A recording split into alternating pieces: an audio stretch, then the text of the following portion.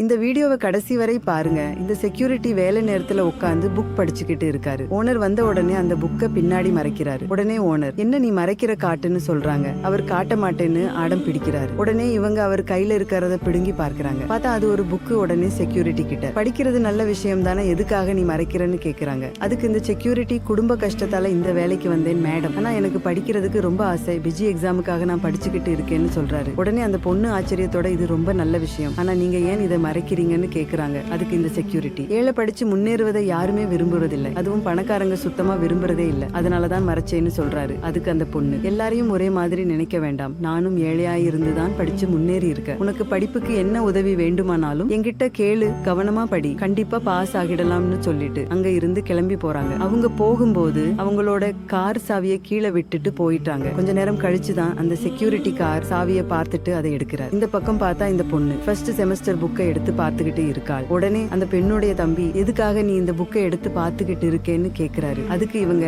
நம்ம வீட்டோட security PG எக்ஸாமுக்காக படிச்சுக்கிட்டு இருக்காரு, அவர்கிட்ட இந்த புக்கை கொடுத்தா அவருக்கு ரொம்ப உதவியா இருக்கும், இது அவருடைய வாழ்க்கையை மாத்தலாம்னு சொல்றாங்க. உடனே இவர், அவன் ஒரு சாதாரண செக்யூரிட்டி, வேலை நேரத்துல படிச்சதுக்கே அவன் மேல நடவடிக்கை எடுக்கணும்னு சொல்றாரு. உடனே இந்த பொண்ணு கோபமாகி, உனக்கு கொஞ்சமாவது அறிவு இருக்கா, சில ஆண்கள் தன்னோட குடும்பத்தை கூட பாத்துக்காம ஊர் சுத்துற இந்த காலத்துல அவன் அவனுடைய படிப்பை விட்டுட்டு குடும்பத்துக்காக வேலை செஞ்சுக்கிட்டு இருக்கான், அவனுக்கு நம்ம இந்த ஒரு புக்கை கொடுக்கறதுனால ஒன்னும் குறைஞ்சி போயிட மாட்டோம்னு சொல்றாங்க. உடனே இவரு, சரி உன்னோட இஷ்டப்படி நீ பண்ணுன்னு சொல்லிட்டு அங்க இருந்து கிளம்பி போயிட்டாரு. அதுக்கப்புறம் இந்த பொண்ணு கதவு கிட்ட நீக்கிற செக்யூரிட்டிய பார்த்துட்டு அவரை கூப்பிட்டுக்கிட்டே அவர்கிட்ட போறாங்க. உடனே செக்யூரிட்டி, மேடம் நீங்க உங்களுடைய கார் சாவியை கீழே விட்டுட்டு வந்துட்டீங்கன்னு சொல்லிட்டு கொடுக்கறாரு. அந்த பொண்ணு சாவியை வாங்கிட்டு, இது ஃபர்ஸ்ட் செமஸ்டர் புக், இது உனக்கு ரொம்ப உதவியா இருக்கும், இதை வச்சு இப்படின்னு சொல்றாங்க. உடனே அந்த செக்யூரிட்டி, மேடம் உங்க தம்பிக்கு தெரிஞ்சா பிரச்சனை ஆகிடும்னு சொல்றாரு. உடனே இந்த பொண்ணு, அவன் பத்தி நீ கவலைப்படாத, அவன் ஒன்னும் சொல்ல மாட்டான், நீ யாரு சொல்றதையும் கவனிக்காம உன்னுடைய படிப்புல மட்டும் கவனம் செலுத்துன்னு சொல்லிட்டு அந்த புக்கை கொடுக்கறாங்க. அந்த செக்யூரிட்டியும் புக்கை வாங்கிட்டு ரொம்ப நன்றி மேடம்னு சொல்லிட்டு அங்க இருந்து கிளம்பி போறாரு. கொஞ்சம் வருஷம் கழிச்சு அந்த பொண்ணோட தம்பி ஒருத்தரை வீட்டுக்கு கூட்டிட்டு வந்து,